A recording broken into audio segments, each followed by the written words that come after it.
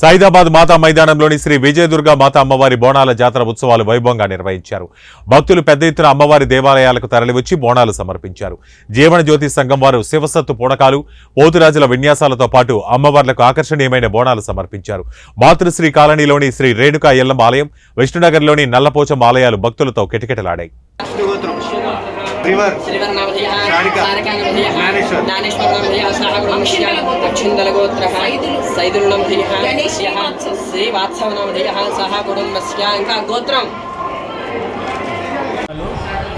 ఉదయం 6 గంటల నుంచి అభిషేకాలు ఈ మాతృశ్రీ కాలనీలో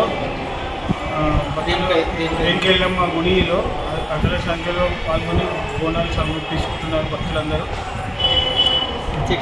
ప్రత్యేక పూజలు జరుపుతున్నారు.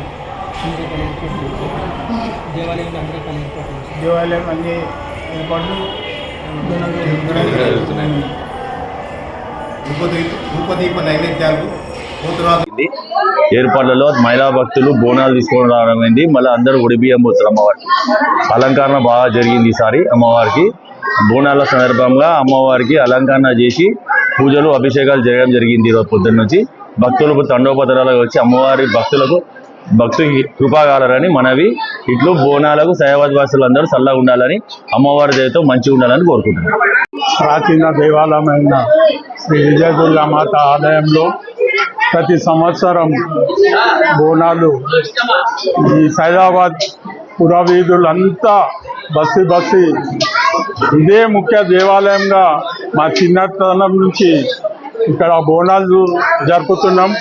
అదేవిధంగా అప్పుడు గత ఒక 2004 కంటే ముందు ఇది కూడా 3 గుళ్ళు, ఏదైతే సైదాబాద్ 3 గుళ్ళు కుర్మా బస్తీలో ఉండేనో అదేవిధంగా ఈ దేవాలయం కూడా చిన్నగా ఉండే మా మిత్రుడు సింగిరెడ్డి శ్రీనివాసరెడ్డి గారు, వారు, మేము, రవిశంకర్, కమిటీ బోషెట్టి, సునీల్ మరియు బస్తీ పెద్దలతో అంతా కలిసి సింగిరెడ్డి ఆధ్వర్యంలోనే ఈ గుడి నిర్మించడం జరిగింది.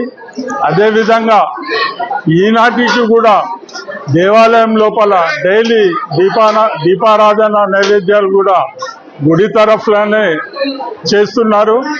ఇప్పుడు ప్రస్తుతానికి మా సోదరుడు సింగిరెడ్డి గారి తమ్ముడైన సునీల్ రెడ్డి గారు ఈ టెంపుల్కు మాతో సహకరించి అన్ని విధాలుగా కృషి చేస్తూ దేవాలయ అభివృద్ధి గురించి ఎన్నో పనులు చేపడుతున్నారు. అదేవిధంగా ఇక్కడ ఈ దేవాలయంకు గతంలో సింగిరెడ్డి ఉన్నప్పటి నుంచి కానీ ఆ సింగిరెడ్డి గారే డాక్టర్ అశోక్ కుమార్ గారిని చైర్మన్గా దేవాలయానికి పెట్టినాము. ఇప్పటి వరకు కూడా దేవాలయ చైర్మన్గా అశోక్ కుమారే కొనసాగుతుండు. ఏ ఇబ్బందులు లేవు. అమ్మవారు చాలా పవర్ఫుల్ అని చెప్తాం. ఎందుకంటే ఇవాళ నాకే 63 సంవత్సరాలు ఉన్నా కానీ అంతకు ముందు నుంచి చిన్నతనం కంటే ముందు నుంచి మా తాత ముత్తాతలు వాళ్ళంతా ఇదే దేవాలయంకు ఉంటుండే. ఆ అమ్మవారు చాలా అందరినీ చల్లంగా చూడాలని మనసారా కోరుకుంటూ జై మాతాది, జై జగదాంబాకి, జై విజయదుర్గా మాతాకి.